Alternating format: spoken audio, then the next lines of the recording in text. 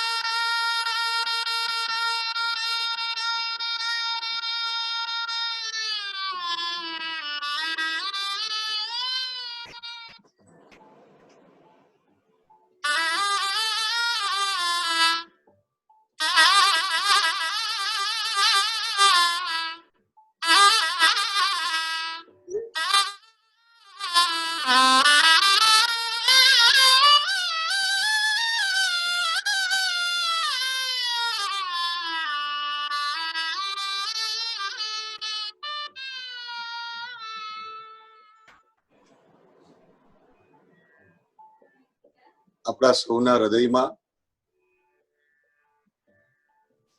રહેલું ભગવાનના શાસન પ્રત્યેના અહોભાવના જે બિંદુ છે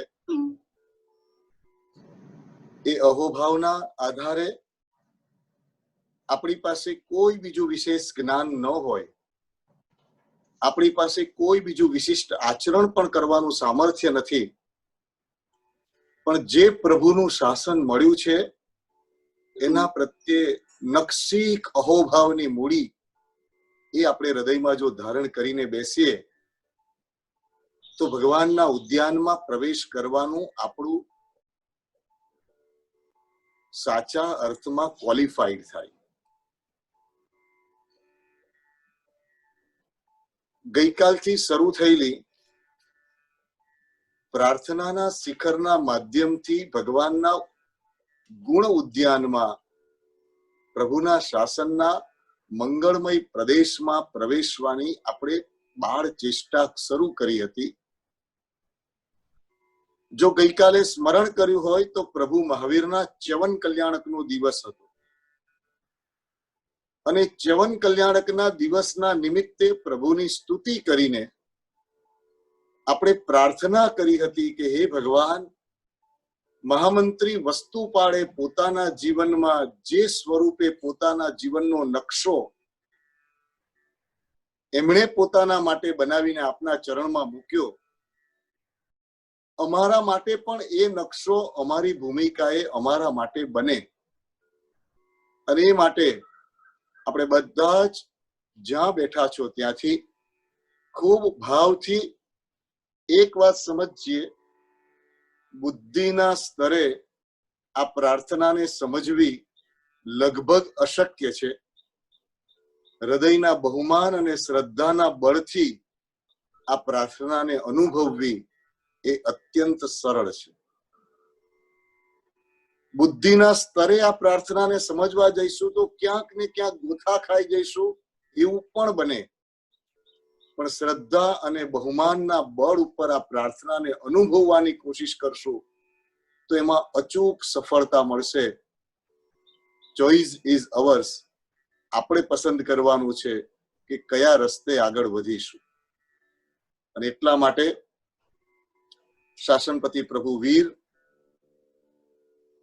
એમના ચરણોમાં વંદન કરતી સ્તુતિ કરી અને હું અને તમે આજે પ્રાર્થના કરીએ કે આ પ્રાર્થના અમારી પ્રાર્થના બને. આપણે પ્રાર્થના કરીએ કે અમને પ્રાર્થનાનો અર્થ સમજાય. આપણે પ્રાર્થના કરીએ કે આપણને પ્રાર્થનાનું મંદિર ઓળખાય. ઈચ્છાનું મંદિર ઓળખીએ છીએ થોડું ઘણું, લાલસાનું મંદિર ઓળખીએ છીએ, કામનાના મંદિર ઓળખીએ છીએ, પરંતુ પ્રાર્થના એટલે શું? હૃદયના ઊંડાણમાંથી કોઈ જાતના વાઘા વિના એટલે કે વસ્ત્ર વિના, કોઈ પણ જાતના દંભના વસ્ત્રો વિના અંદરથી સહજ રીતે જે ઉગે અને જે પરમ તત્વના ચરણમાં એ મૂકવાનું મન થાય અને જ્યાં મૂકી અને નિશ્ચિંત બની અને જીવનમાં પ્રસન્નતાનો અનુભવ થાય એ પ્રાર્થના છે. અને આપણે બધા જ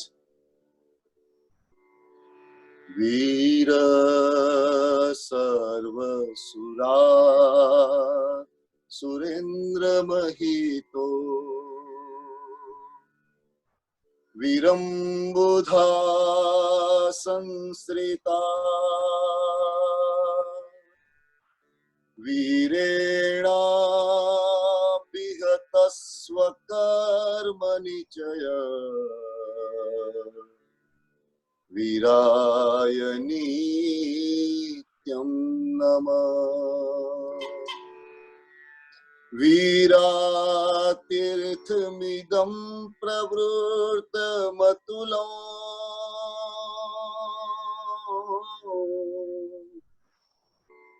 વીરસ્ય ઘોરં તપો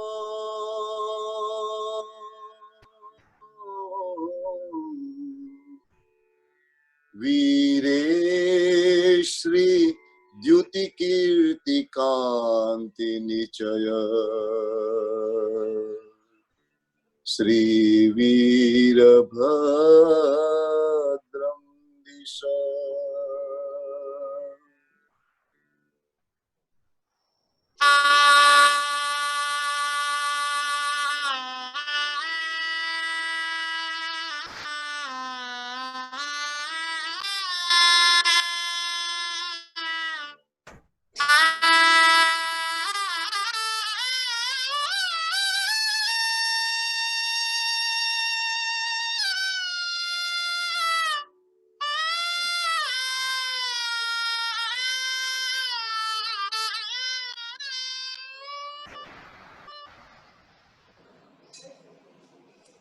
આપણે આજે જે કંઈ પણ છીએ એ ગઈકાલે આપણે આપણા માટેના સેવેલા મનોરથનું પરિણામ છે. આપણે તેજસભાઈ, જયેશભાઈ, અવાજ સ્પષ્ટ આવે છે આપને? એકદમ સરસ છે સાહેબ, બહુ પરફેક્ટ છે. હા, ક્લિયર છે, ક્લિયર એકદમ. એટલે ગઈકાલે આપણે જે કંઈ પણ આપણા વિશેનું ચિત્ર જોયું હતું મનમાં ઊંડે ઊંડે, એ આપણે આજે છીએ. એનો મતલબ એ થયો, આ હું ખાલી ભાવનાત્મક વાત નથી કરતો, કર્મની ભાષામાં સમજાવું તો જેને જેને આપણે અંદરથી ઈચ્છ્યું એને અનુરૂપ મૂડી જ્યારે ભેગી થઈ ત્યારે આપણે મેળવી લીધી. દાખલા તરીકે કોક વિન્ડો શોપિંગમાં નીકળ્યા, વિન્ડો શોપિંગમાં ન્યુયોર્કની સ્ટ્રીટમાં આપણે નીકળ્યા છે, 5th એવન્યુમાં નીકળ્યા છે અને ત્યાં કોક સરસ મજાનો નેકલેસ જોયો અને એ નેકલેસ જોયો એટલે એ નેકલેસની કિંમત પૂછી એટલે એને કહ્યું કે આટલા $1,00,000. એટલે આપણે મનમાં વિચાર લીધું કે જ્યારે કેપેસિટી થાય ત્યારે આ લેવું છે, જ્યારે કેપેસિટી થાય ત્યારે લેવું છે, અત્યારે નથી. એટલે જ્યારે રોડ ઉપરથી પસાર થઈએ એટલે મનમાં પાછું રિમાઇન્ડ થાય પેલો સેટ લેવાનો બાકી છે, પેલો નેકલેસ લેવાનો બાકી છે. અને ધ મોમેન્ટ મૂડી આપણી જ્યારે ભેગી થઈ જાય એટલે પહેલું કામ કરીએ, ટ્રાન્સફર કરીએ અને સેટ પરચેસ કરીએ. આ સરળતાથી સમજવા ઉદાહરણ આપું છું. એવી રીતે આ શરીર સંબંધી, આ સંસાર સંબંધી અનેક ઈચ્છાઓ આપણે સતત આપણા મનની ભૂમિમાં વાવતા રહ્યા. મારે આવા ધનવાન થવું છે, મારે આવા રૂપવાન થવું છે, મારે આવા બોડી બિલ્ડર બનવું છે, મારે આવા બુદ્ધિશાળી બનવું છે, મારે આવા સત્તાધીશ બનવું છે. આવા બધા બીજ આપણે નાખતા રહ્યા. એ સારા હતા, નરસા હતા, એની કોઈ ચર્ચા નથી કરવી, પણ બીજ નાખ્યા. અને એ બીજ નાખવાના કારણે જ્યારે જ્યારે એને ખાતર અને પાણી મળતા ગયા એટલે અંદરથી મોટા થતા ગયા. એટલે પુણ્યના તે સ્વરૂપના દળિયા ભેગા થયા એટલે આપણે એને પ્રાપ્ત કર્યું. એનો મતલબ એ થયો કે ગઈકાલે આપણે એટલે કે ગયા જન્મોમાં એટલે કે આપણે ગત સંસ્કારોથી જે કંઈ પણ આપણા મનમાં વિચારેલું એ આજે ઉગીને નીકળેલા એ આપણે પોતે. તો એ તો એક સરળ રસ્તો મળ્યો કે આજે જો ઉત્તમ મનોરથનું બીજ આપણા ચિત્તની અંદર આરોપિત કરી શકીએ તો જે ઉજ્જવળ ભવિષ્ય શ્રમણ ભગવાન મહાવીર મહારાજાનું થયું એ જ ઉજ્જવળ ભવિષ્ય મારું અને તમારું થઈ શકે. એ લોજિક આમાં પૂર્ણપણે સિદ્ધ થયેલું છે. અને એટલે મંત્રીસ્વાર વસ્તુપાળના માધ્યમે આપણી ગઈકાલથી આ યાત્રા શરૂ થઈ કે 7 પ્રાર્થના એમણે કરી છે. ફરી પાછું યાદ કરાવું. ઓમ મમમ તુહ પ્રભાવો. હે ભગવાન, તમારા પ્રભાવથી મને આ 7 પ્રાર્થનામાં પ્રવેશ કરવાનું બળ આપો. આ પ્રાર્થના કરતા શીખવાડો, આ પ્રાર્થનાની ઊંડાઈ સમજાવો અને આ પ્રાર્થનાની સુગંધનો અનુભવ કરાવો. તો કે પહેલી પ્રાર્થના જે 7 શ્લોક છે, 7 વચનો છે. શાસ્ત્રાભ્યાસો જીન પદનતિ સંગતિ સર્વદાય સદ્વૃત્તાનામ ગુણગણ કથા દોષવાદે ચ મૌનમ સર્વસ્યાપી પ્રિયહિતવચો ભાવના ચાત્મતત્વૈ સંપ્રદ્યન્તમ મમ ભવ ભવે યાવદાપ્તોપવર્ગ.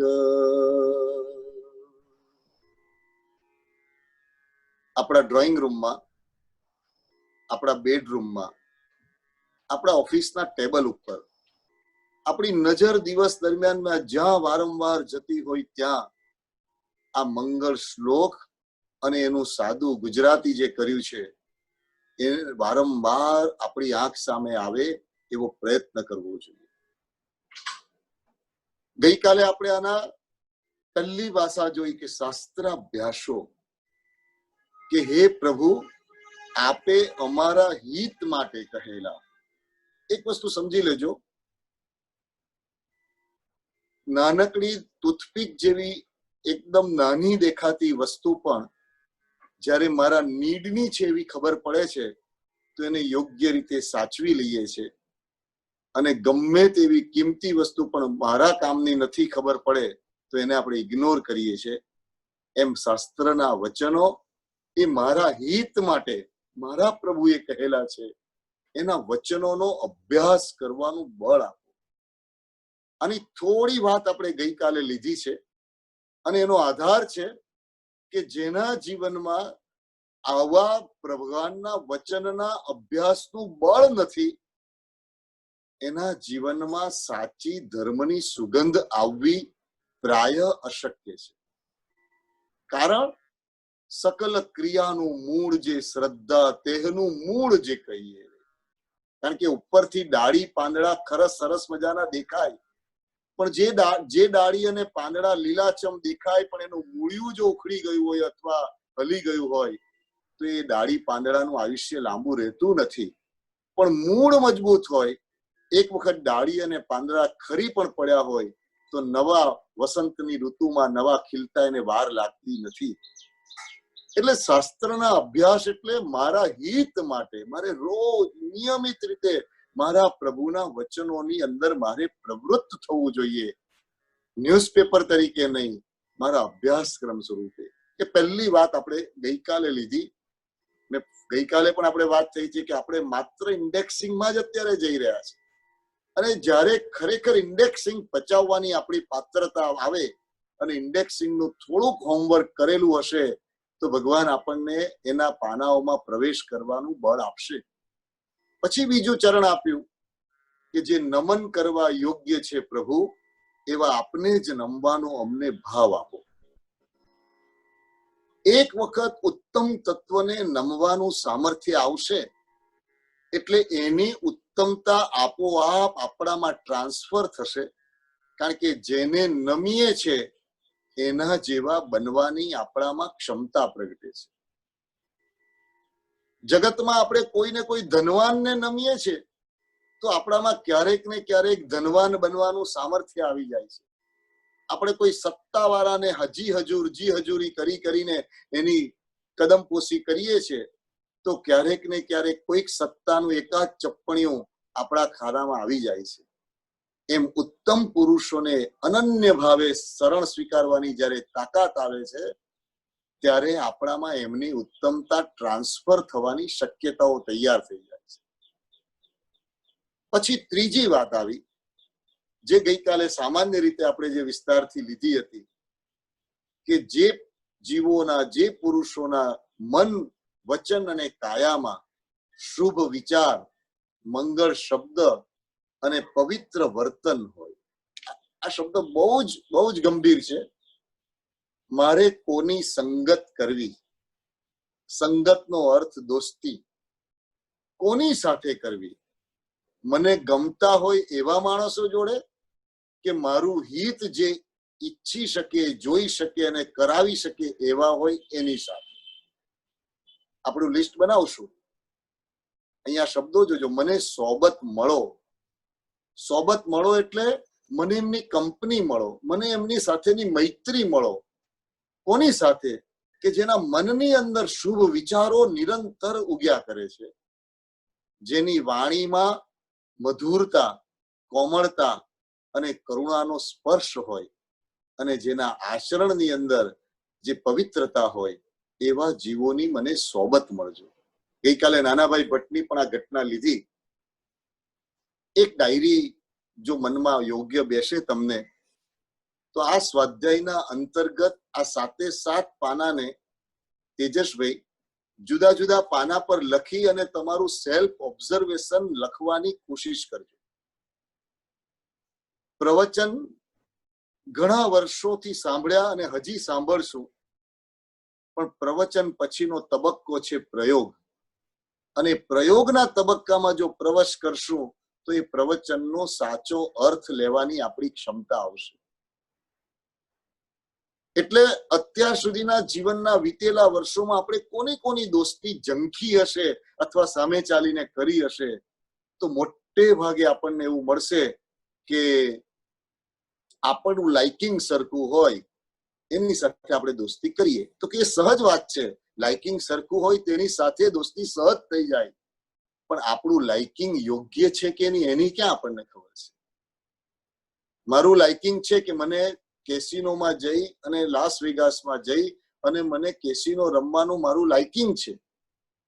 હવે મને સરખા એવા 5 જણ મળી જાય છે જેની સાથે હું ત્યાં જાઉં છું, હું ત્યાં કેસિનો રમું છું અને બીચ ઉપર જઈ કેસિનો રમી હરી ફરી એવા બધા સ્થાનોમાં જઈ હું મારા જીવનનો મારો મળેલો જે સમય છે એનો હું એમાં ઉપયોગ કરું છું. એ લાઇકિંગ છે. પણ એ લાઇકિંગ મારા મનુષ્ય જન્મને મંગળમય બનાવે એવું છે? આવો પ્રશ્ન આપણે આપણી જાતને પૂછીએ અને પછી ખબર પડશે કે વાત સાચી છે. આપણું લાઇકિંગ હોય એટલા માત્રથી આપણું કલ્યાણ હોય એવું જરૂરી નથી. અને એટલા માટે ત્રીજી ઘટના જે છે બહુ જ મજાની છે. એક ઉત્તમ હશે તો જીવન મંગળમય મધુરું બનશે. એને માટે સંખ્યાઓ નથી જોઈતી. ઘણા બધા મિત્રો છે એ વાત જે બોલે એને કાં તો મિત્રનો અર્થ નથી સમજાયો અને કાં તો મિત્રતાની ઊંચાઈ જે છે એની એનો પરિચય નથી. કારણ કે ઘણા બધા મિત્રો એ શબ્દ એ સ્વયં છલ બની જાય છે. અને કદાચ એ મિત્રની વ્યાખ્યા અમે ક્યારેક ક્યારેક મળીએ છીએ, એકબીજાને ઓળખીએ છીએ. મારી એડ્રેસ ડાયરીની અંદર 5000 લોકો એડ્રેસમાં છે એ તરીકે લેતા હોય તો એનો વાંધો નથી. અહીં જે વાત કરી છે કે મને એમની કંપની મળો, મને એમની સોબત મળો, મને એમનો સંપર્ક થાઓ, મને એમની દોસ્તી મળો. ગઈકાલે અમેરિકાના જ કોઈક ભાઈ, મને કોઈ નામ કે સંપર્ક ખ્યાલ નથી, પણ એક મારી પર મેસેજ આવ્યો કે આજે એમની સાથે દોસ્તી થઈ જાય પછી કાલે એમનામાં અમને દોષ દેખાય તો શું કરવાનું. ગઈકાલે જ એ પ્રશ્ન એમના મનમાં આવી ગયો હતો અને એ પ્રશ્નના ઉત્તર માટે ચોથું ચરણ છે. અને એ ચોથું ચરણ છે ગુણ કથન. આ શબ્દ આજે પ્રારંભમાં પ્રવેશ કરીએ છીએ. એવા શુભ આચાર વિચાર વાળા આત્માના ગુણોનું ગાન કરવાનો મારામાં રસ પ્રગટો. આ ચોથું પહેલા છે. એવા શુભ વિચાર અને આચાર વાળા આત્માનું ગુણોનું ગાન કરવાનો મારામાં રસ પ્રગટો. હવે જોજો, દોષ કથન વાળી વાત 5મા તબક્કામાં આવે છે, પણ અત્યારે આ ગુણ કથનની વાત તમે અને હું મોટે ભાગે આપણી બોલવાની જે કોઈ પણ શૈલી છે એને નોંધ કરીશું, ઓબ્ઝર્વ કરીશું તો આપણે બે જ વાત વારંવાર બોલીએ છીએ. પેલું સ્તવન યાદ આવે છે, ક્યું કર ભક્તિ કરું પ્રભુ તેરી, કરત પ્રશંસા સબ મિલ अपनी,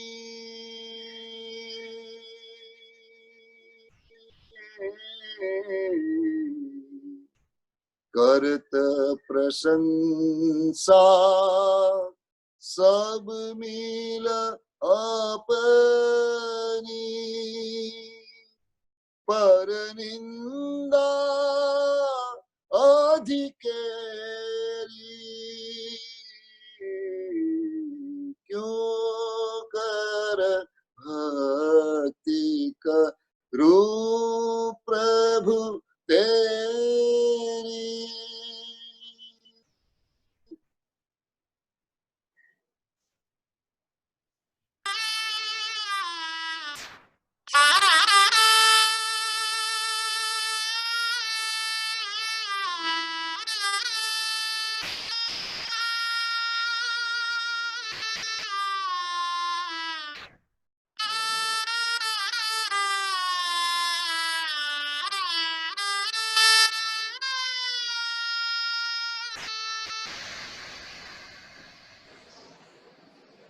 આખા દિવસ દરમિયાન જો કદાચ આપણે 100 વાક્ય બોલતા હોઈશું અને ઓનેસ્ટ બનીને આપણી જાતને ઓબ્ઝર્વ કરશું તો એ 100 વાક્યોમાંથી 70 વાક્ય આપણે બેસ્ટ છીએ એ પ્રૂવ કરવાના આપણે બોલતા હોઈશું.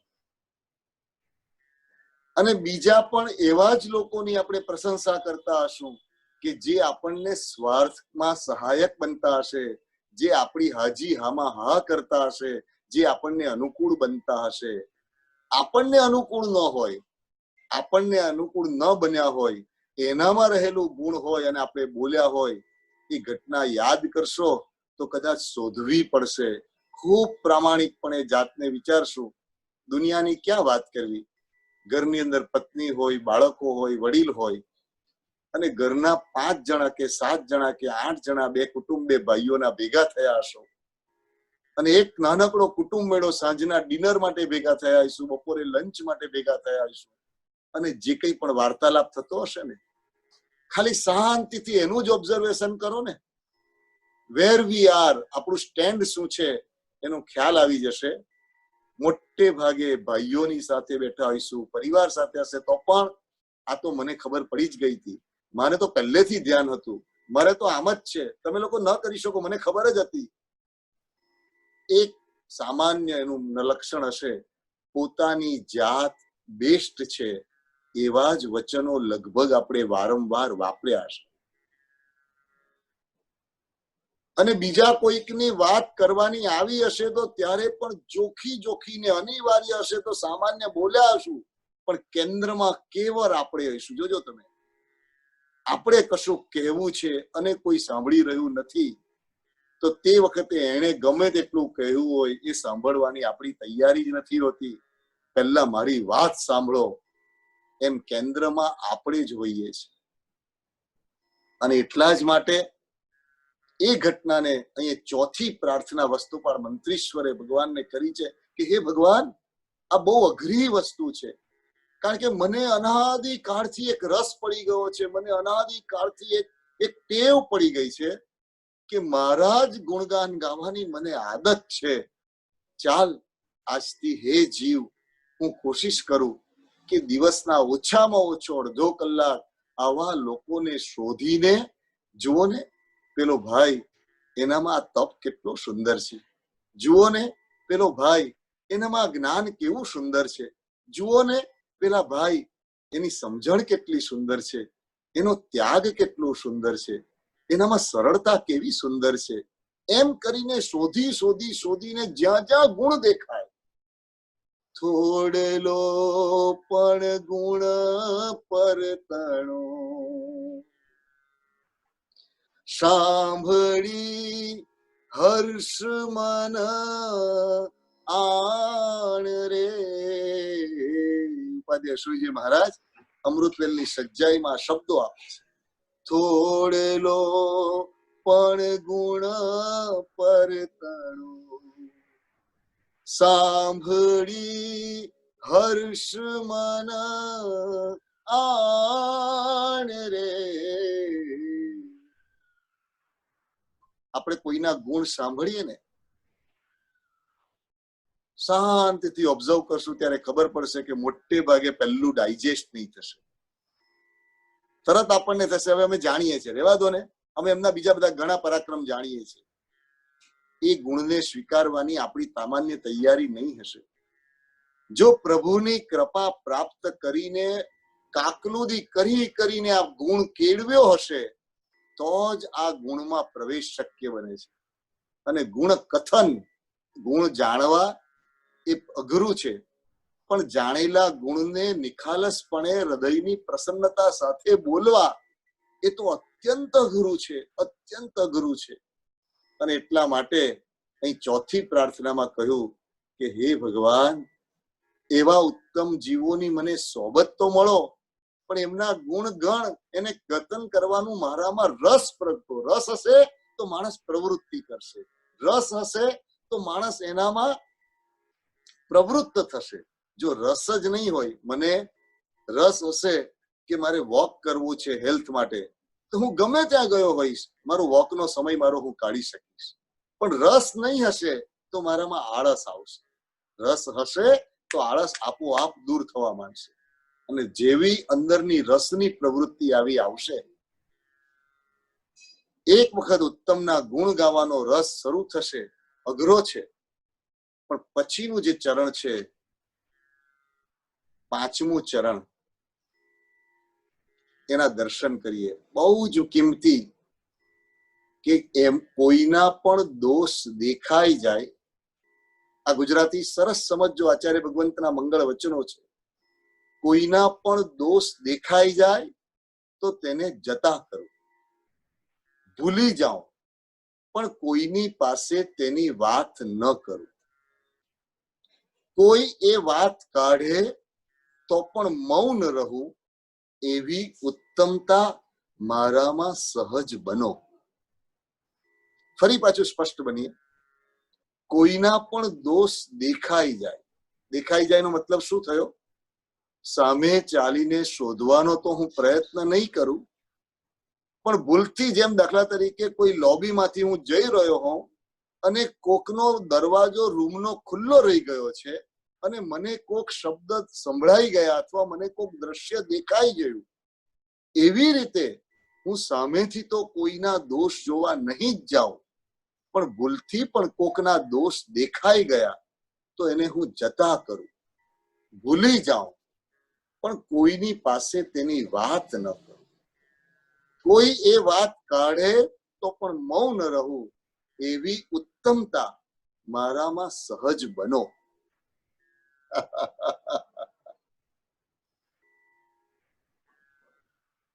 અઘરું લાગશે, આનો અભ્યાસ નથી આપણો. આ જન્મમાં નહીં, અનેક જન્મોનું પાછળના વીતેલા જન્મોનું જાતિ સ્મરણ જ્ઞાન થાય ને આપણને, અને કોઈ આપણને જ્ઞાની આવીને કહે કે પાછલા 1,00,000 ભવ તમને દેખાશે, તો કદાચ 1,00,000 ભવને શાંતિથી ઓબ્ઝર્વ કરશું ત્યારે ખબર પડશે કે ઓહો, આ તો ખબર જ નથી પડી. કોઈના દોષ જોવા માટે મારો જન્મ થયો જ નથી. કોઈના દોષને એનલાર્જ કરવાની વાત તો બાજુ પર છે, પણ એ દોષ જોવા માટેનો મારો જીવનનો એક્ઝિસ્ટન્સનો, મારા પોતાના એક્ઝિસ્ટન્સ માટેનો this is not the purpose. અને જે પર્પઝ નથી એવી પ્રવૃત્તિમાં અનેક જન્મો આપણે કાઢી નાખી. અને અહીં શબ્દ મૂક્યો કે દોષ જોવાઈ જાય. આ શબ્દ બહુ શાંતિથી સમજજો, આ વાતને સમજજો કે ભૂલ આપણે કે આવું કેવી ના તેજસભાઈ સ્ક્રીનની જરૂર નથી. હા, કેવી રીતે આવું શક્ય બને? કોઈના દોષ ન જોવાય એવું કેવી રીતે બને? કે કોઈની અશુચિ જોઈએ, કોઈની ગંદકી પડેલી જોઈએ તો સહજ રીતે મન જેમ ફરી જાય છે, કારણ કે ખબર છે કે આ અશુચિ છે, આ સુગંધ નથી, આ દુર્ગંધ છે, અને સહજ રીતે આપણું મન જેમ ફરી જાય છે. તો કોઈના પણ દોષ એ અશુચિ છે એવો ખ્યાલ આવશે. દોષ સ્વયં અશુચિ છે, એ મારા હોય કે એમના હોય, અને માટે મન ત્યાંથી સહજ વળી જાય. બનેલી ઘટના વર્ષો પહેલા સમાચાર પત્રમાં સામાન્ય રીતે આવી ઘટનાઓ ઓછી જોવા મળે, કારણ કે આપણું પ્રતિબિંબ નકારાત્મક જોવાનું વધારે હોય. પણ વર્ષો પહેલા એક સુખદ ઘટના એવી બની ગયેલી. હું ન્યૂઝપેપરમાં વાચકોના પત્રો વાંચતો હતો અને એની અંદર એક જણે લખ્યું હતું કે અમદાવાદથી 3 પ્રોફેસરો, આ બનેલી સત્ય ઘટના, અમદાવાદથી 3 પ્રોફેસરો એક બસની અંદર બેઠા છે અને અમદાવાદથી 1 કલાક કે 1.5 કલાકના ડિસ્ટન્સ ઉપર ધોળકા અને એની આગળ કલીકુંડની આગળના એક ગામમાં એમણે કોક પ્રકારના કામ માટે જવાનું થયું છે. એ લોકો બસમાં બેઠા. એ બસની અંદર એકદમ ગંદા કપડા જેને પહેર્યા છે, એના હાથની અંદર એક કપડાનું પોટલું છે. અભણ મજૂર બાઈ છે, કોઈ ખેતરમાં કામ કરતી બાઈ હોય એવી બાઈ છે. એની આંગળી પકડીને એક છોકરો છે અને એ છોકરાના ફાટેલા મેલા ગયેલા કપડા છે. બસમાં ચડ્યા, બધી સીટ ફૂલ થઈ ગયેલી, અને તે વખતે પેલા દીકરા માટે પેલી માજી હતા જે ગરડા, એને પેલા 3 પ્રોફેસરને એક રિક્વેસ્ટ કરી કે તમે સહેજ મારા દીકરાને બેસી શકાય એટલી જગ્યા કરી આપશો. અને તે જ વખતે 3 પ્રોફેસરે મોઢું મચકોડીને તુચકારથી એને કહ્યું કે અહીંયા ક્યાં જગ્યા છે? 3 જણ બેઠા છે, બીજી જગ્યા જોઈ લો. અને તરત જ પોતપોતાના વિચારોમાં ને વાતોમાં ને કામમાં રોકાઈ ગયા. પેલી બાઈ એક પણ અક્ષર બોલ્યા વિના, દલીલ કર્યા વિના, એમની સાથે ઝઘડ્યા કે લડ્યા વિના એ પોતે ઊભી રહી. દીકરાને સાચવીને પકડી રાખ્યો. રસ્તામાં ખાડા ટેકરા, આ લગભગ 15 વર્ષ પહેલાની ઘટના છે.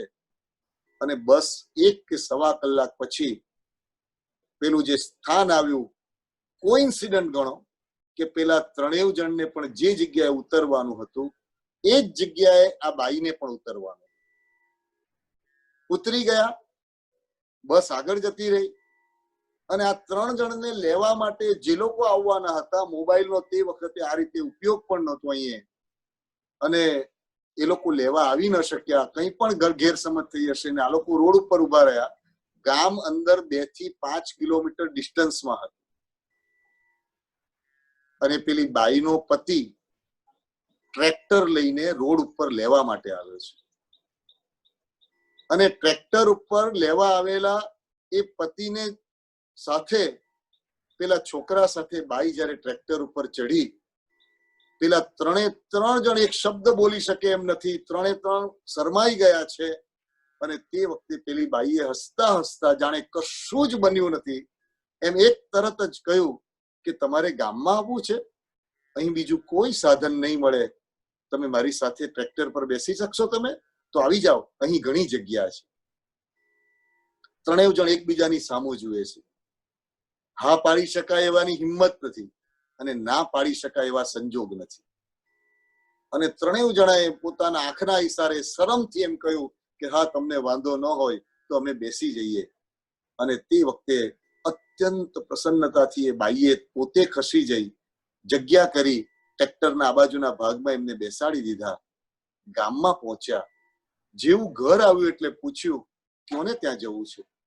પેલા 3 જણે નામ આપ્યું એટલે એમણે કહ્યું કે પછી જજો, અત્યારે પહેલા તમે ગામમાં પહેલી વાર આવ્યા છો, પહેલા ઘરે ચા પી લો, અને ચા પી અને મારો દીકરો તમને એમનું ઘર બતાવી આવશે.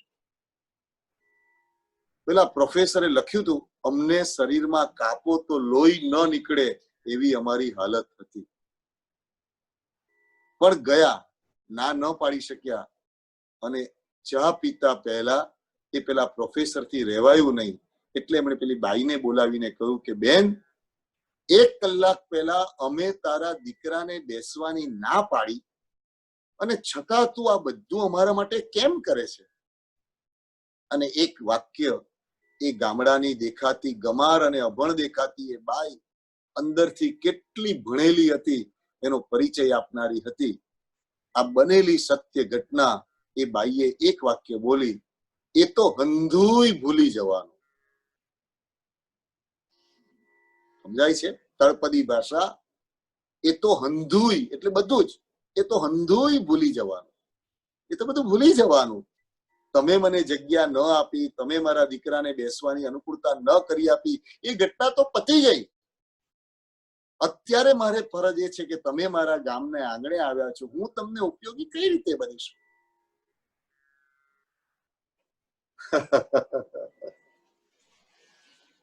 મંત્રીશ્વર વસ્તુપાળની પ્રાર્થનાના નક્ષીક પ્રગટ થતી હોય એવી આ ઘટનાને જ્યારે યાદ કરીએ ત્યારે આપણને ખબર પડશે કે વર્ષોથી ધર્મ ક્રિયા કરવા છતાં, વર્ષોથી અઠ્ઠાઈ કરવા છતાં, વર્ષોથી ધર્મમાં દાનરૂપી ધનનો વ્યય કરવા છતાં જે આવી ઉત્તમતા સહજ રૂપે વિકસવી જોઈએ એ દિશામાં તો કદાચ હજી નજર જ નથી. એ દિશામાં તો હજી કદાચ નજર જ નથી ગઈ. આપણે પ્રયત્ન જ નથી કર્યો. આપણે તો એમ જ કહીએ કે દોષ છે તો છે, આપણે કહીએ એમાં કઈ ખોટું થોડું છે, તમે કહો એનામાં દોષ નથી. ભગવાન એમ કહે છે કે એનામાં દોષ છે કે નથી એ વાત એના તબક્કે જુદી છે, પણ મને એનામાં દોષ દેખાય છે એ મારી મર્યાદા છે, એ મારી મર્યાદા છે. એટલે દોષ ન જ દેખાય એ તો શ્રેષ્ઠ છે. આ બાઈ છે એ શ્રેષ્ઠ કક્ષાની છે. હું અત્યારે પણ એ બાઈને પ્રણામ કરવાનું મન થાય કે કેવી ઉત્તમતા એનામાં સહજ પ્રગટી હશે. એ તો હંધુય ભૂલી જવાનું. ગુજરાતના સમાચાર પત્રમાં, વાચકોના પત્રોમાં આવેલી આ ઘટના આજે પણ મને યાદ આવી, અત્યારે વર્ષો પછી. કારણ કે ખરેખર યાદ આવ્યું કે આવી રીતે ઉત્તમતા સહજ ક્યારે આવશે કે કોઈના દોષ દેખાય જ નહીં, અને દેખાઈ જાય તો એને હું ઇગ્નોર કરું, એને હું જતા કરું. હશે હશે એની ઈચ્છા, અને છતાં કોઈ વાત એની શરૂ કરે. તમે સેન્ટરમાં ભેગા થાવ, સેન્ટરમાં તમે ભેગા થાવ અને તરત કોઈકે શરૂ કર્યું કે ફલાણા ભાઈનું તમને ખબર છે એને શું કર્યું? તે વખતે પ્રતિક્રમણ, પ્રવચન, પૂજા બધું આપણું સાઈડ પર જાણે રહી જશે, અને આપણે પૂર્ણ રસ લઈને એમાં જોઈન્ટ થઈ જઈશું. પછી તરત કહીશું હા હા, અરે તમને ખબર નથી, એ દિવસે મને તો આનાથી વધારે અનુભવ થયેલો. એમ કહીને એમાં મીઠું મરચું ઉમેરી અને બીજી નવી કેટલી મસાલાની સામગ્રી આપણે ઉમેરતા હોઈશું. અને તે વખતે સેન્ટરમાં બિરાજમાન દાદા એ મહાવીર સ્વામી ભગવાન આપણી ઉપર કરુણાના આંસુ વરસાવતા હશે કે તું તરવાના સ્થાનમાં આવીને પણ ડૂબવાની દુનિયામાં કેમ ગળા ડૂબરે છે? તારે તો અહીંથી એવું શીખીને જવાનું હતું કે જીવનના ક્યાંય પણ કોઈ પણ મુકામે ક્યાંય પણ તું જાય પણ તને કોઈના દોષ જ ન દેખાય, અને દેખાઈ જાય તો એ ઇગ્નોર કરવાની તાકાત આવે, એ હંધુય ભૂલી જવાનું. અને છતાં કોઈ ચર્ચા કરે, કોઈ યાદ અપાવે, કોઈ કહે તો તે વખતે દોષ વાદે ચ મૌનમ, કોઈના દોષ બોલવા માટે આ જીભનો ઉપયોગ નહીં કરવાનો. એના માટે મૌન થઈ જવાનું. કઈ ખબર નથી અને એમાં કોઈ અસત્ય નથી કરતા આપણે, કાંઈ નહીં. કોઈ મોઢામાં આંગળા નાખી નાખીને બોલાવે તો પણ કેવું હશે મને યાદ નથી, હશે એમ કરીને નીકળી જવું. આવી ઉત્તમતા એ સહજ જ્યારે વિકસશે ને ત્યારે લોકોત્તર એવા ભગવાનના શાસનના તત્વોને સમજવાની આપણામાં ક્ષમતા આવશે. ઘણી વાર શ્રી સંઘનું અંદરનું સૌંદર્ય, બહારનું સૌંદર્ય એ સંદર્ભમાં વિચાર કરું ત્યારે એમ લાગે કે આપણે અત્યંત શ્રીમંતમાં શ્રીમંત બાપના ગરીબમાં ગરીબ દીકરા છીએ. આપણો બાપ, આપણો ભગવાન એ એવા એવા ગુણના નિધાન લઈને બેઠો છે, પણ આપણું વર્તન, આપણા વ્યવહારો, આપણા ઉત્સવો, આપણી મિટિંગો, આપણું વાતાવરણ એ જયારે જોઉં ત્યારે અંદરથી એ પીડા થાય કે હે નાથ, અમે ક્યારે આ ઉત્તમતાને સમજી શકશું? અને એટલા માટે પાંચમી પ્રાર્થના કેટલી બધી મંગળમય સ્વરૂપે એમણે મૂકી વસ્તુપાળ મંત્રીશ્વરે. દોષ વાદે ચ મૌનમ આપણી ડાયરી બને.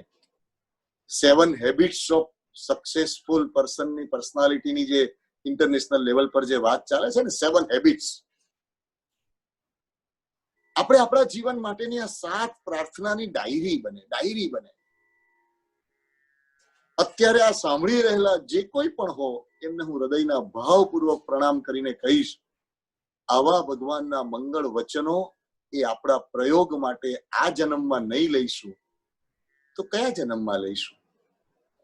આવી એક ડાયરી બનેલી હોય, એમાં એક મુદ્દા લખાય અને સેલ્ફ ઓબ્ઝર્વેશનમાં સાંજ પડે 10 મિનિટનો સેલ્ફ સમય કાઢવાનો કે આજે મારાથી કોઈના દોષ જોવાયા? તો કે હા જોવાયા. તો હે આત્મા, તારે શું જરૂર હતી?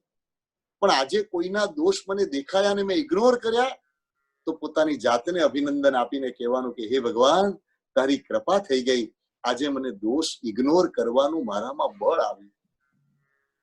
આજે બધા ચર્ચા કરતા હતા તેમાં હું મૌન રહી ગયો, હું બોલ્યો જ નહીં, એક શબ્દ ના બોલ્યો, અને પોતાની જાતને અભિનંદન આપવાનું.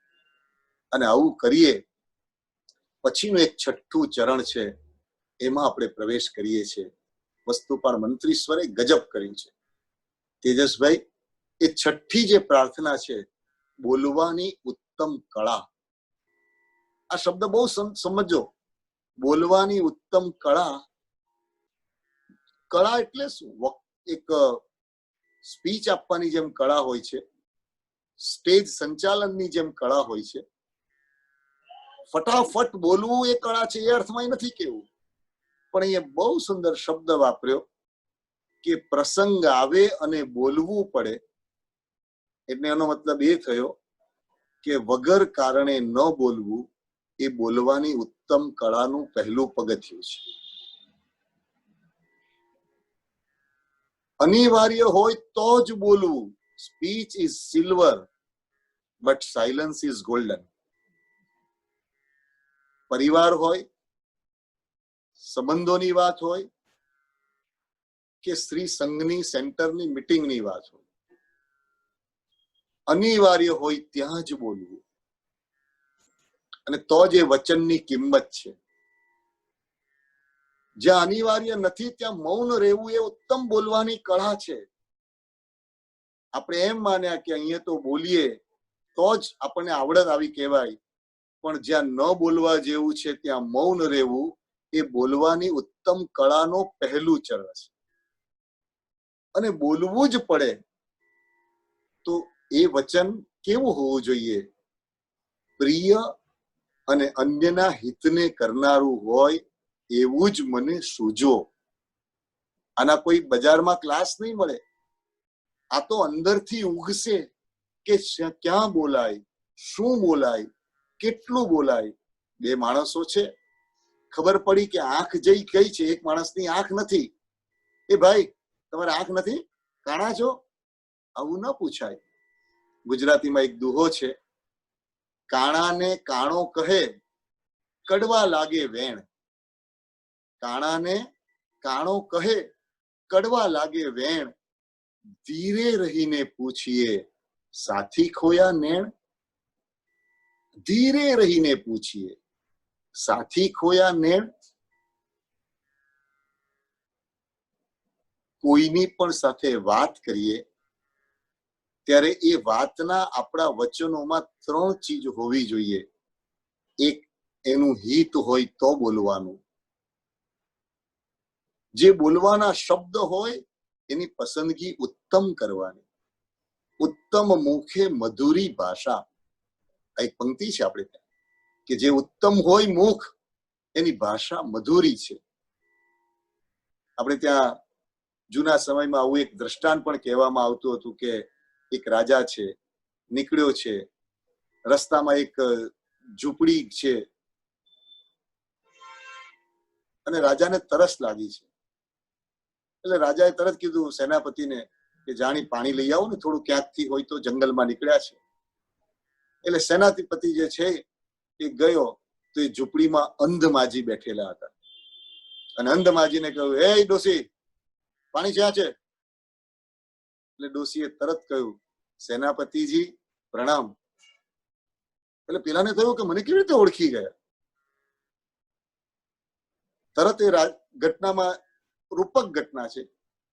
તરત પછી મંત્રીશ્વર આવે છે અને પૂછે છે કે માજી, પાણી થોડું મળશે? કે હે મંત્રીશ્વર, આવો ને. એની પાછળ રાજા આવ્યા છે અને રાજાએ તરત જ કહ્યું, હે માં, આપને પ્રણામ કરું છું, મને થોડી તૃષા લાગી છે, અહીં જળ મળશે? અને તે વખતે અંધ એવા દોષીએ, હે રાજન, પધારો, આસન ગ્રહણ કરો, અહીં જ અત્યારે જ આપની વ્યવસ્થા કરું છું. તો પેલા સેનાપતિએ પ્રશ્ન પૂછ્યો કે માજી, તમે તો જોઈ નથી શકતા અને તમે ઓળખી કેવી રીતે ગયા? અને તે વખતે હસતા હસતા માજીએ કહ્યું, બેટા, આંખ નહોતી, કાન હતા. તમે જે પહેલો સવાલ કર્યો ને એમાં તમારું પ્રતિવર્તન, એ તમારું લેવલ, તમારી ભૂમિકા તમે પ્રગટ કરી હતી. એટલે ઉત્તમ મુખે મધુરી ભાષા. આપણા મોટા ભાગના સંબંધોમાં પણ જો કડવાશ આવી હશે, આપણા મોટા ભાગના સંબંધોમાં જો તિરાડ પડી હશે, આપણા જીવનની અંદર અશાંતિના જો બીજ વયા હશે, તો એના ઘણા કારણમાંનું એક કારણ હશે કે આપણને બોલવાની કળા આવડતી નથી. કોઈને મસ્કા લગાવવો એવું નથી કીધું, કોઈની હાજી હા કરવી એવું નથી કીધું, કોઈની હામાં હા મલાવી એવું નથી કહ્યું.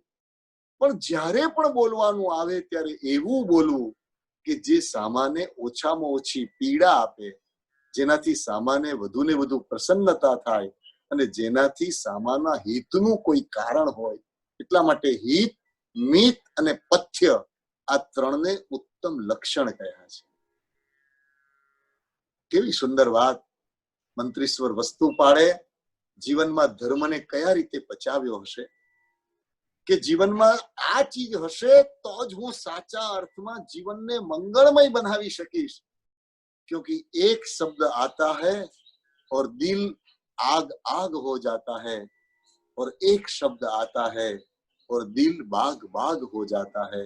आग और बाग दोनों को प्रकट करने का सामर्थ्य केवल एक शब्द में, एक शब्द.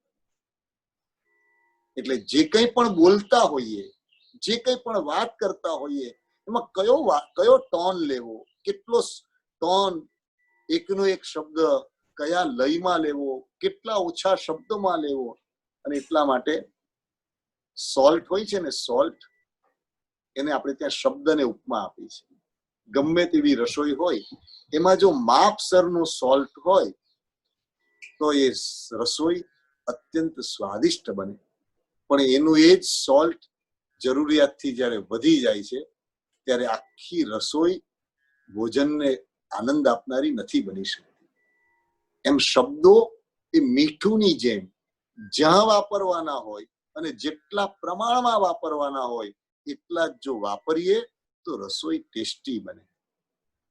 અને છેલ્લી આ 6 વાત જે કરી એમાં બોલવાની ઉત્તમ કળાની વાત કરી અને જે 7મા ચરણની વાત કરી છે એ વાતને લઈ 2 દિવસથી શરૂ થયેલી આપણી જે સ્વાધ્યાયની આ શૃંખલા એનું આપણે સમાપન કરીશું.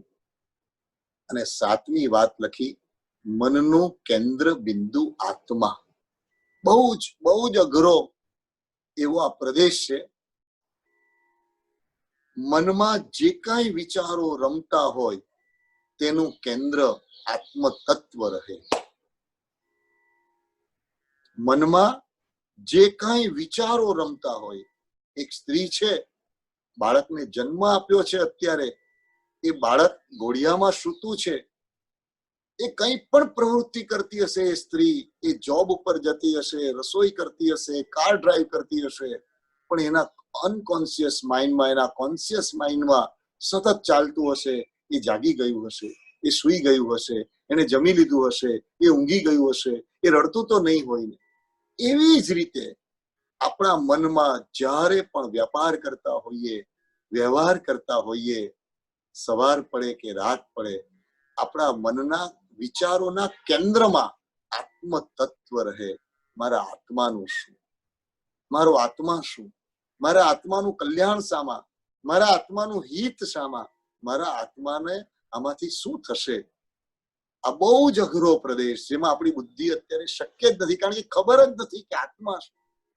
જેના આધારે આખું જગત આપણું ચાલે છે એ આત્મા છે. આનું આ જ શરીર, અંદરથી આત્મા ચાલ્યો જાય પછી આ જ શરીર, આપણા જ સ્વજનો એને તરત અગ્નિ સંસ્કાર કરીને આવે છે. અને આ જ શરીર ગમે તેવું રોગિષ્ટ હોય, પણ જો આત્મા અંદર હોય તો એને વર્ષો સુધી સાચવે છે. પણ એ આત્માની આપણને ક્યારેય નથી. જિજ્ઞાસા જાગી એટલે અહીં લખ્યું કે તત્વ અંગે જિજ્ઞાસા, મારો આત્મા કેવો હશે એ મને દેખાશે નહીં. ઉપાધ્યાય યશોજી મહારાજનું એક પદ છે, ચેતન અબ મોહે દર્શન દીજે, ચેતન અબ મોહે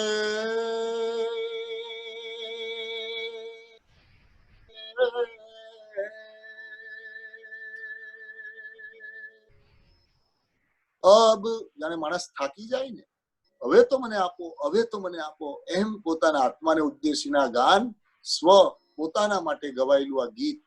ચેતન અબ મોહે દર્શન દીજે, તુમ કારણ તપ જપ કિરિયા, તુમ કારણ તપ જપ કિરિયા, કહો કહા લગ કીજીએ, અબ મોહે દર્શન દીજીએ, ચેતન અબ મોહે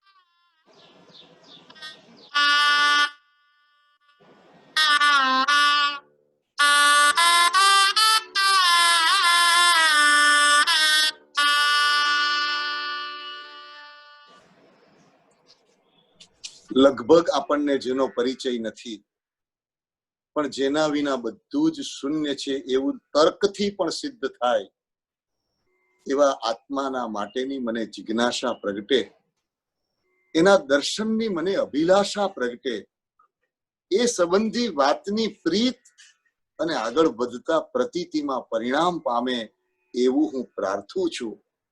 આ 7મી પ્રાર્થના કરી અને મંત્રીશ્વર વસ્તુ પાડે ભગવાનની પાસે એક પ્રાર્થના કરી કે પ્રભુ આ 7 વસ્તુ સંપ્રદ્યંતમ, જ્યાં સુધી આ જીવનમાં મારો શ્વાસ છે ત્યાં સુધી, અને મન મમ ભવો ભવે, મને જન્મ જન્મ આ 7 વસ્તુ મળજો. કઈ 7 વસ્તુ? હું જ્યાં પણ હોઉં ત્યાં શાસ્ત્રના અભ્યાસની મારી રુચિ પ્રગટે, તમારું શરણ લેવાનું મારામાં સામર્થ્ય આવે, મને ઉત્તમ પુરુષોની સોબત મળે, મને એમના ગુણગાનની કથા એટલે કે એમના ગુણગાન ગાવાનો મારો રસ ક્યારેય ન સુકાય, મને એમના દોષ કોઈના દેખાઈ જાય તો મૌન રહેવાની કળા આવે, મને બોલવાની ઉત્તમ કળા મળે, અને મારા કોઈ પણ પ્રવૃત્તિના કેન્દ્રમાં, મારા કોઈ પણ વિચારોના કેન્દ્રમાં કેવળ આત્માનું તત્વ સ્થિર થાય. આ 7 વસ્તુથી મને સમૃદ્ધ કરજો ભગવાન, મને સમૃદ્ધ કરજો ભગવાન, મને સમૃદ્ધ કરજો. આ 7 વસ્તુ મારી પાસે હશે તો જગતની કોઈ પણ પરિસ્થિતિમાં પણ મારા જેવો ધનાઢ્ય અને શ્રીમંત કોઈ નહીં હોય. અને આ 7 વસ્તુ નહીં હોય તો ગમે તેવા દેખાતા સુખના સરસ મજાના ડુંગરોની વચ્ચે પણ અંદરથી વેદના અને સંતાપ સિવાય કાંઈ નહીં. અને એટલા માટે પ્રાર્થનાનું શિખર એટલે કે પ્રાર્થનાનું ક્લાઇમેક્સ એ છે કે આવી ઝંખના આપણને પ્રગટે. ખોટું ન લગાડશો, પણ મને ઘણી વાર એવું કહેવાનું, તમારી સાથે થોડી આત્મીયતા છે એટલે કહેવાનું નિખાલસપણે મન થાય છે. અને આવી વાત કહેવા પાછળનો મારો આશય તમને ખબર છે, માટે હિંમત પણ કરવાનું મન થાય. ક્યારે પણ સુંદર સ્વાધ્યાય મળે, ક્યારે પણ કોઈ પ્રવચનમાં બેઠા હોઈએ, ક્યારેક પણ કોઈ પ્રવચન પૂર્ણ થાય પછી તરત જે વ્યવહારિક ભૂમિકામાં સરી જવાની આપણી પડી ગયેલી આદત છે. ગઈકાલે પણ સેશન પૂરું થયું એટલે 5-15 જણા એકબીજાની સાથે તરત જ જે શરૂ થઈ જવાય, કેમ છો, મજામાં છો, શું હતું, શું નહીં.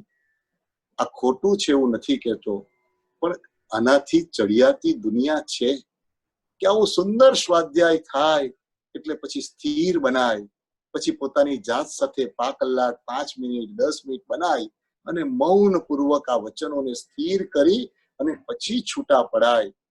તો આવા બધા તત્વોની ઊંડાઈ અનુભવવાની તાકાત આવે.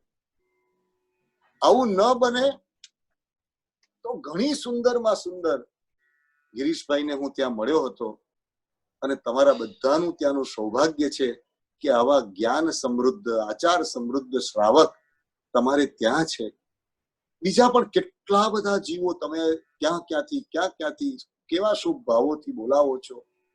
એ બધાના જે કંઈ પણ હૃદયના શુભ ભાવો છે, બધાની જુદી જુદી જે કંઈ પણ શૈલી છે, બધાના જે કંઈ પણ જુદા ક્ષયોપશમ હોય, પણ એ બધામાંથી આપણે આપણા આત્માના હિતની વાત શોધવાની જો આદત નહીં પડે તો આ જીવન પણ અનેક જન્મોની જેમ વીતી જશે અને કોરા ધાકોર બનીને આપણે નીકળી જઈશું.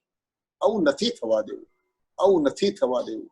ભગવાનને કહેવું છે કે હે નાથ, ભારતમાં જન્મ્યા મોટા ભાગના સાંભળી રહેલા આ ભારતમાં જન્મેલા લગભગ છો, કારણ કે જેનો જન્મ ત્યાં થયો છે એવી પેઢીને તો આ ઉત્તમતા પાસોન કરવામાં લગભગ આપણે ટૂંકા પડ્યા છે.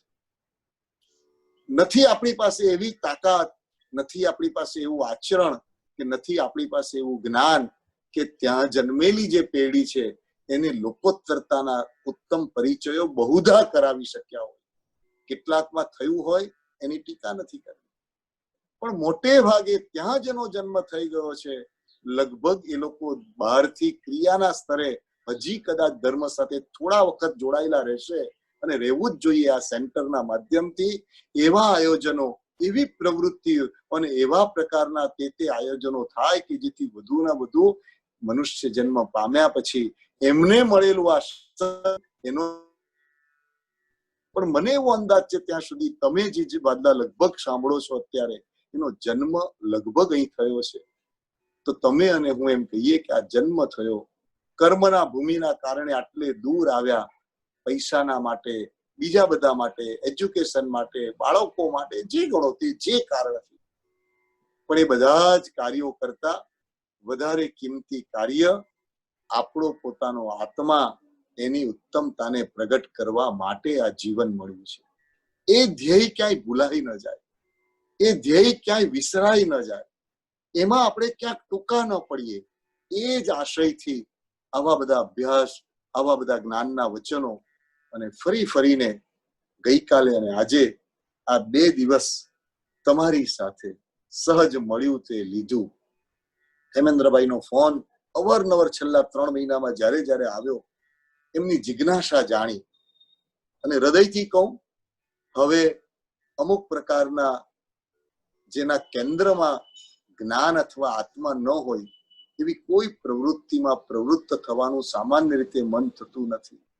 આવી રીતે આ કોન્ફરન્સ વગેરે માધ્યમથી પણ પછી ખરેખર જિજ્ઞાસા લાગી હોય ત્યાં થોડું ઘણું પ્રવેશ કરવાનું એક સામાન્ય મન રહે છે. તમારા સૌના ભાવો થકી મને પણ ભગવાનના આ વચનોમાં, આ મહામંત્રી વસ્તુપાળની કરાયેલી પ્રાર્થનામાં 2-4 પગથિયા છપછપિયા કરવાનું મને પણ જે સૌભાગ્ય મળ્યું એ ઉપકાર તમારો છે. તમારા નિમિત્તે મને પણ આ યાત્રા કરવાનું મન મળ્યું. બસ આજની આ સ્વાધ્યાયની આ મણકાને આપણે આ સ્વરૂપે અહીં વિરામ આપશું. તમારા હૃદયની અંદર, મારા હૃદયની અંદર નિરંતરપણે આ 7 હેબિટ્સની જેમ આ 7 પ્રાર્થના એ વારંવાર જુદા જુદા સ્વરૂપે ઘૂંટાય અને ઘૂંટાતા જ્યાં ટૂંકા પડીએ તેની પ્રાર્થના ભગવાનની પાસે કરાય અને જ્યાં આપણે પહોંચી શક્યા યત્કિંચિત એને માટે થેન્ક યુ કે આભારની પ્રક્રિયામાં જવાય અને એમ કરતા એ આપણા જીવનની ડાયરી મંત્રી સ્વર વસ્તુપાળની પ્રાર્થના એ આપણી પ્રાર્થના બને, એ આપણી પ્રતીતિ બને, એ આપણા જીવનનો એક નકશો બને. એવા ભાવ સાથે હું આ વાણીને વિરામ આપું છું. 1 મિનિટ માટે આ સહેનાઈના સૂર આંખ બંધ કરી અને મંત્રીશ્વર વસ્તુપાળના પ્રત્યે કે હે મંત્રીશ્વર, અનેક કામકાજની વચ્ચે, રાજ્યના અનેક વ્યવહારોની વચ્ચે પણ તમે ધર્મ કેવો પચાવ્યો હશે કે તમારા જીવનમાં આવી અંદર હૃદયમાંથી પ્રાર્થના ઉગી. જે ગ્રંથકારોએ એને સાચવી, જે મહાપુરુષોએ આપણા સુધી આ ગ્રંથ પહોંચાડ્યો, એ બધાના ઉપકારનું સ્મરણ કરી પૂજ્ય આચાર્ય ભગવાન યોગ તિલક સુરી મહારાજે પણ આની ઉપર આખું પુસ્તક બહાર પાડ્યું છે. મંત્રીશ્વર વસ્તુપાળની 7 પ્રાર્થનાઓ, લગભગ 200 પાનાનું એ પુસ્તક પણ થોડા વખત પહેલા જોવામાં આવેલું હતું. અનેક મહાત્માઓએ આની પર જુદું જુદું સંશોધન કર્યું છે.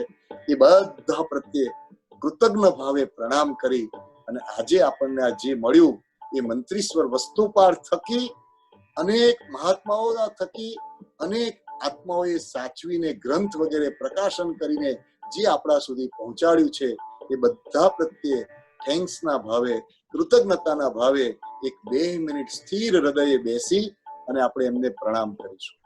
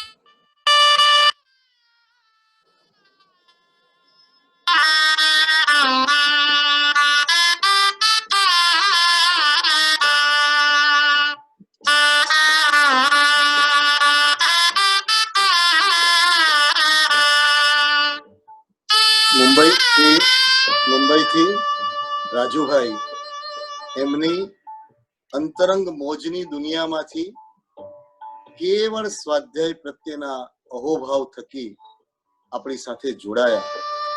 આપણને આ સૂર થકી થોડા અંદર જવાનું એમનું બળ એમણે પૂરું પાડ્યું. હું શ્રી સંઘ વતી જૈન સેન્ટર વતી પણ એમના પ્રત્યે લાગણી પ્રગટ કરું છું. જય જિનેન્દ્ર. દીપકભાઈ, આ 2 દિવસની તમારી પ્રવચન શૃંખલામાં આટલી સરસ રીતે તમે એમને પ્રાર્થનાના શિખર ઉપર જવા માટેના જે 7 સુંદર પ્રાર્થના અથવા ગુણ બતાવ્યા, તમે સરસ સુંદર શૈલીમાં આ બધું અમને બતાવ્યું. હવે અમારું એ કર્તવ્ય, આપણું સૌનું એ કર્તવ્ય છે કે એને પ્રયોગમાં મૂકી અને પ્રાર્થનાના શિખર ઉપર પહોંચવાની મહેનત કરવાની. તમે એટલી સુંદર વાતો કરી બધી, ખાસ તો એ હંધુય ભૂલી જવાનું આવી સરસ કેટલી સરળતાથી છે. મજાની વાત એ છે કે આ બધા જીવનમાં સહજ, અને હવે નજર કરશું ને તો આપણને ચારેય બાજુ આવા ગુણવાળા દેખાશે. બહુ સુંદર અને સરળ શૈલીમાં જે સરસ રીતે સમજાઈ જાય એવી શૈલીમાં જે કહ્યું એ માટે અમે આ સંઘવતી તમારો ખૂબ ખૂબ આભાર માનીએ છીએ. અને અમને આવી તક વારંવાર મળતી રહે એવી અમારી અપેક્ષા છે. તમે અમારી મહેનત, અમારી વિનંતીને સ્વીકાર કરી અને આ 2 દિવસની જે પ્રવચન શૃંખલા આપી છે એ માટે સંઘવતી આપનો ખૂબ ખૂબ આભાર. હવે આપણે પ્રશ્નોત્તરી માટે કોઈને જો પ્રશ્નો હોય તો તમે ચેટ ઉપર મૂકી શકો છો, અથવા ઝૂમ પર હાથ ઊંચો કરો તો આપણા ભાઈ તેજસભાઈ પ્રશ્નો ભાઈને, દીપકભાઈને પૂછશે. સાથે સાથે ભાઈ રાજુભાઈનો ખૂબ ખૂબ આભાર, મુંબઈથી જોડાયા છે. તેજસભાઈ, તમારો ખૂબ ખૂબ આભાર, શિકાગોથી તમે સરસ રીતે અમને આ વ્યવસ્થામાં ભાગરૂપી થયા છો. અને આપણા એવી સિસ્ટમમાં નરેન્દ્રભાઈ, પ્રદીપભાઈ, સમીરભાઈ આજે આવી શક્યા નથી, પણ ગઈકાલે પણ બહુ સરસ મહેનત કરીને આપણને લાભ આપ્યો. એ બધાનો ખૂબ ખૂબ આભાર. અને સૌથી વધારે આપ સૌ જે લોકો આ પ્રવચનમાં જોડાયા છો અને લાભ લીધો છે, આપનો સૌનો ખૂબ આભાર. અને હવે આપણે એ જ કરી બતાવવાનું છે કે દીપકભાઈની આ મહેનત સફળ થાય, આપણે એમની વાતને પ્રયોગમાં કરી અને આગળ વધીએ. ખૂબ ખૂબ આભાર દીપકભાઈ. તેજસભાઈ, તમે હવે પ્રશ્ન લેશો અને દીપકભાઈ આપણને જવાબ આપશે. હાજી, પ્રણામ દીપકભાઈ, ખૂબ ખૂબ આભાર. જયેશભાઈ અને કેલિફોર્નિયા સંઘના દરેક સભ્યોનો પણ ખૂબ ખૂબ આભાર કે આવું સુંદર આયોજન કર્યું અને અમેરિકા વાઇડ બધાને ઇન્વાઇટ કર્યા. અમને એક આવી સુંદર તક આપવા બદલ અમે આપનો આભાર માનીએ છીએ. અને અમે એમાં કંઈક કર્યું એ જૈન શાસન પ્રત્યે અમારો ભાવ છે, અને આવી લાગણી અમે મળતી રહે એવી જ અમે ભગવાનને પ્રાર્થના કરીએ. પ્રશ્નો આવ્યા છે. ગઈકાલે એક પ્રશ્ન મોડેથી આવ્યો હતો કે સહજ મળ્યું એનો સંતોષ અથવા જે મળે તેને આનંદથી સ્વીકારવું, એને પ્રાર્થના સાથે કેવી રીતે જોડાય? બહુ સરસ પ્રશ્ન છે. સંસારના સંબંધમાં જ્યાં જ્યાં સહજતાથી જે મળે એનો સ્વીકાર કરવાની તાકાત આવે તો પુરુષાર્થ કરવાનો આત્માના વિષયમાં બળ વધે. સંસારના વિષયમાં પુરુષાર્થ બહુ જ વધારે કરીશું તો જે પુણ્ય આધીન છે એમાં પુરુષાર્થ વપરાઈ જશે, અને જેમાં પુરુષાર્થ કરવાનો છે આત્માને માટે ત્યાં આપણે ટૂંકા પડશું. અને માટે સંસારના સંબંધમાં જ્યારે જ્યારે જે સહજ મળે તે જો લેવાની આદત પડે તો આત્માના વિષયમાં પ્રવેશ કરવાની તાકાત વધે. એટલે એનો પ્રાર્થના સાથે સંબંધ છે. આભાર. એક વ્યક્તિએ એમનો ભાવ પ્રગટ કર્યો છે. જ્યારે દોષના ગુણની વાત, 10 વખતે મૌન રહેવાની વાત કરી, ત્યારે તમને ખાસ કે જે ગુરુ ભગવંતોનો ઉત્તમ ગુણ ગણાય કે જે લોકો આવા દોષ કરતા નથી હોતા, અને એ તમે તમારા જીવનમાં અપનાવ્યો, તમે ઉતાર્યો, તો તમને ખૂબ ખૂબ વંદન પાઠવ્યા છે એ શ્રાવકે. તો એનો આ વંદન સ્વીકાર કરજો. બીજો પ્રશ્ન હતો કે જન્મભૂમિ અને કર્મભૂમિની વાત તમે કરી, તો પ્રશ્ન એ છે કે એ અમારી સાથે જન્મભૂમિ અને કર્મભૂમિ બે અલગ થવાનું કારણ શું હોઈ શકે? એ પ્રશ્ન અત્યારે અહીંયા જરૂર એટલા માટે નથી કે એ આખો કર્મની સાથે સંબંધનો જુદો વિષય છે, કારણ કે દરેક એના અંતર્ગત તો અનેક વિષયો ખુલતા હોય, પણ જન્મભૂમિ ને કર્મભૂમિ, કેટલીક જગ્યાની ઋણાનુબંધ, કેટલાક આપણા પોતાના આ સ્થાનથી માંડીને એ સ્થાન સાથેના આપણા બંધા ઋણાનુબંધ આખો જુદો વિષય છે. અત્યારે એને ન્યાય નહીં આપી શકાય અને આ વિષયને અંતર્ગત અત્યારે પ્રાર્થના સાથે કનેક્શન નહીં લેવાય, માટે હું વિસ્તારમાં જતો નથી. જી, દોષને સાથેની બીજો પ્રશ્ન છે કે કોઈ સત્તાવાળી વ્યક્તિ આખા સમાજને નુકસાન કરતી હોય તો એના દોષ વિશે શું કરવું? આ બહુ સરસ પ્રશ્ન છે કે દાખલા તરીકે હું જે સમજુ છું ત્યાં સુધી કે ભાઈ દાખલા તરીકે એક લીડર છે જે હું સમજવા માંગુ છું અને એની પાસે સત્તા છે અને એ પોતાના સત્તાના કારણે પોતામાં રહેલા દોષોથી સમાજને ખૂબ નુકસાન પહોંચાડે છે, આવું કંઈક કહેવાનો ભાવ છે? હાજી. હા, તો બહુ સરસ મજાની વાત છે કે અહીં કેન્દ્રમાં એ વ્યક્તિના દોષ નથી, અહીં એ વ્યક્તિ એના દોષ ઉપર ફોકસ નથી, પણ એ વ્યક્તિના દોષ થકી સમાજને નુકસાન ખૂબ થઈ રહ્યું છે. માટે બહુ જ કુશળતાપૂર્વક જેનું પુણ્ય હોય એવી વ્યક્તિઓએ એના દોષને એવી રીતે પ્રગટ કરવા પડે કે જેનાથી સમાજનું નુકસાન ઘટે. હવે એ બહુ જ અઘરી છે. એક વાત સમજી લેજો, ઓપરેશન કરવાનો રાઈટ બધા ડોક્ટરને મળી જતો નથી. સમજાય છે તેજસભાઈ આ શબ્દ? હાજી, એકદમ. જેટલા ડોક્ટર્સ છે એ બધા જ ડોક્ટરને સર્જરી કરવાનો રાઈટ નથી મળતો. સર્જરી કરવાનો રાઈટ જેણે MS ની ડિગ્રી લીધી હોય એને મળે છે, કારણ કે કોઈની પણ સર્જરી કરતા પહેલા એને ક્લોરોફોર્મ સૂંઘાડવાની આવડત હોવી જોઈએ અને સર્જરી થઈ ગયા પછી સ્ટીચીસ લેવાની કળા હોવી જોઈએ. જેને પહેલા ક્લોરોફોર્મ આપવાની અને પછી સ્ટીચીસ લેવાની એ બે કળા ખબર નથી અને અંદરનો કયો ભાગ માત્ર કાઢવાનો છે જેથી આજુબાજુનો સારો ભાગને કોઈ નુકસાન ન થાય એવી આવડત જેને ન હોય એને ઓપરેશન કરવાની ક્યારે પણ ચેષ્ટા કરવી નહીં. એવી રીતે સમાજને નુકસાન કરનારી કોઈ લીડરશિપ આવી જાય તો જેની પાસે આવું આવડત હોય, જેની પાસે આવું પુણ્ય હોય, જેની પાસે જ્ઞાન હોય એને જ પ્રવૃત્તિ કરવાની, એના દોષને પ્રગટ કરવાની. અને જેનામાં આવું ન હોય એને દેરાસરમાં જઈ ભગવાનને હૃદયથી વારંવાર પ્રાર્થના કરવાની કે હે પ્રભુ, એનો આ દોષ એના માટે તો નુકસાન કરશે જ, પણ સમાજને બહુ નુકસાન કરે છે, આપ કંઈક કરો, આપ એનો દોષ દૂર કરો. આટલી પ્રાર્થના ભગવાનને કરવાની, એ સિવાયની કોઈ ચેષ્ટા નહીં કરવાની. ખૂબ સુંદર. બોલવાની ઉત્તમ કળા એને જો એક શબ્દમાં વર્ણવી હોય તો એને વિવેક કે ઉપયોગ તરીકે સમજી શકાય? ના, જરૂર સમજી શકાય, પણ આમાં શું છે કે એ બંધન થઈ જશે. ઉત્તમ કળા શબ્દ મૂકીને જ્ઞાનીઓએ બહુ મોટું હોરાઇઝન આપ્યું છે કે જેની અંદર ભાષાની મધુરતા હોય, જેની અંદર જ્ઞાનનું ગાંભીર્ય હોય, જેની અંદર આ વિવેક હોય, આવું બધું જ ભળાયેલું. એટલે અવસરોચિત સામાના હિત માટે આ કળાનો ઉપયોગ કરવાનો છે. ઓકે. આપે જે ડાયરી વિશે જે એક પોઈન્ટર આપ્યું હતું, તે ડાયરી આ પ્રાર્થનાની સાથે કેવી રીતે અમે રોજિંદા જીવનમાં અપનાવી શકીએ? એટલે બે વસ્તુ છે કે પોતાની એક 7 હેબિટ્સની ડાયરી બનાવેલી હોય, એમ 7 પ્રાર્થનાની નોટ્સ લખી હોય, અને this is only four hours. Diary પણ 3 પ્રકારની લખાતી હોય છે. એક પ્રકાર જગતનું દર્શન કરાતું હોય છે, કે દુનિયા મેં જોઈ અથવા આમાં આવું છે, આમાં આવું નોંધ મેં કઈ વાંચ્યું કર્યું, એની એક ડાયરી બનતી હોય.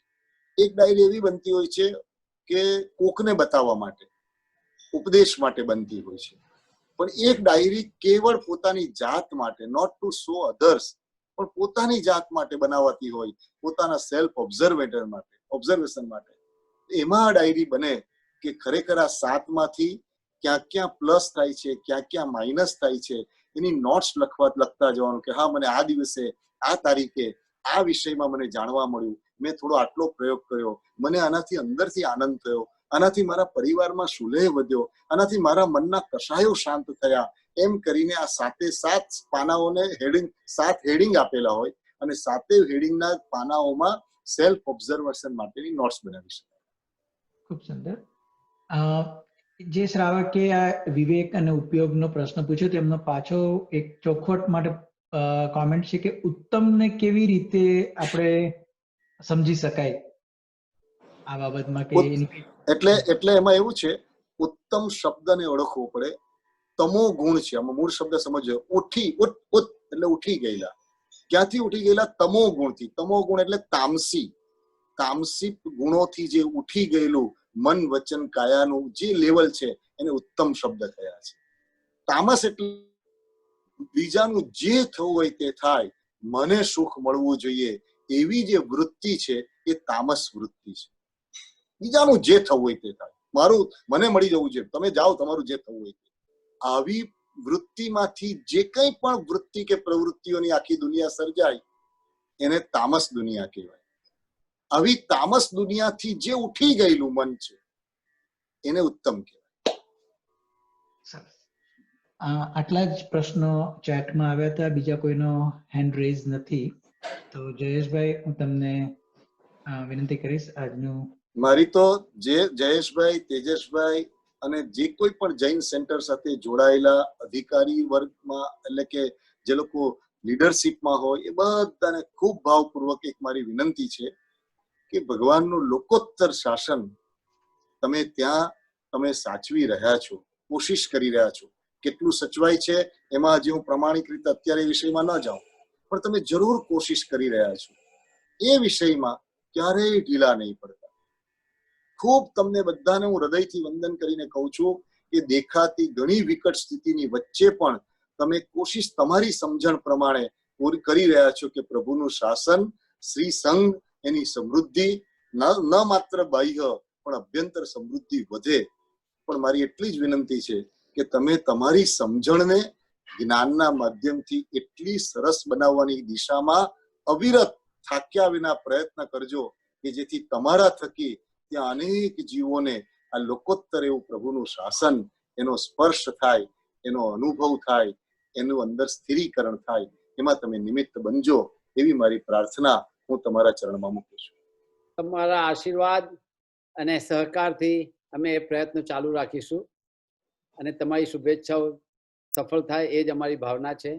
અને હું તમને વિનંતી કરીશ કે અંતમંગલ અથવા નવકાર મંત્રથી આપણે આજનો સાંજનો સેશન પૂરો કરીશું. પ્રભુ કૃપારસ તું વરસાવજે,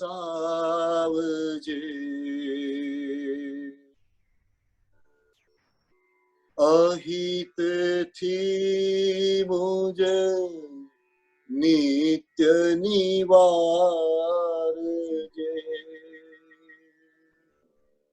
હિત પથે મુજને નિત પ્રેરજે, જીવન તો મુજ ધન્ય બની જશે. પ્રભુ કૃપારસ તું વરસાવજે,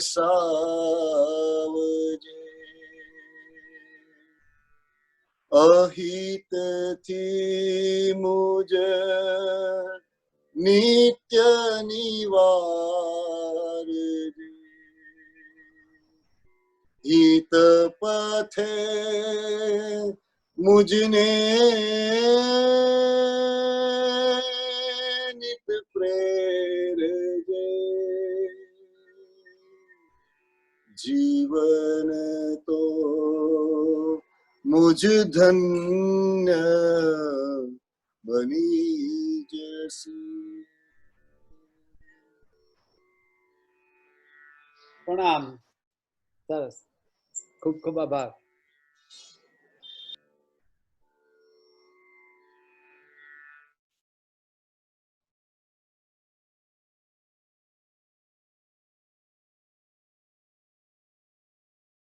રાજુભાઈ, 2 મિનિટની સહેનાઈનો લાભ મળી શકશે?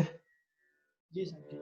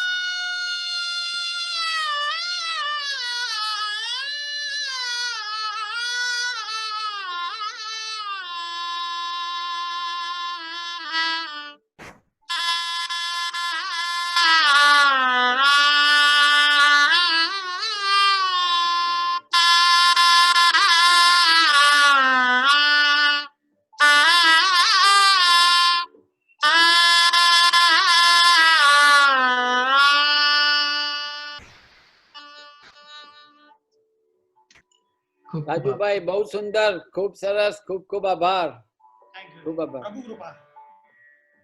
Thank you, thank you. સર્વેનો ખૂબ ખૂબ આભાર. શુભ રાત્રિ. શુભરાત્રી. તેજસભાઈ શુભરાત્રી. શુભરાત્રી. Stay safe everyone. પ્રણામ. Thank you. પ્રણામ. થેન્ક યુ તેજસભાઈ. Thank you. પ્રણામ. બધા હવે મૌનમાં અને અંતરમાં ખૂપી જજો.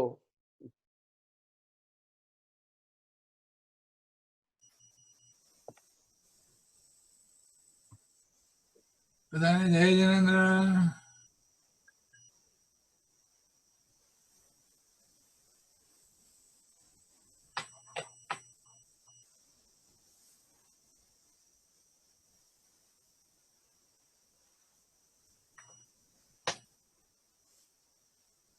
Now everybody can unmute themselves if you want something to say.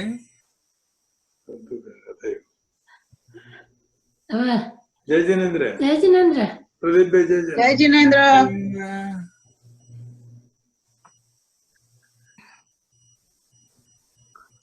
જય જિનેન્દ્ર બધાયને.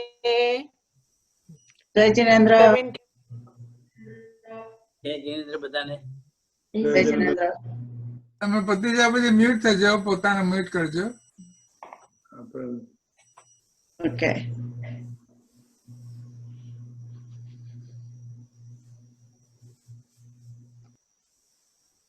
તો તમારી રજા લઈને હવે બંધ કરીએ. Okay. Yes sir. Thank you, sir.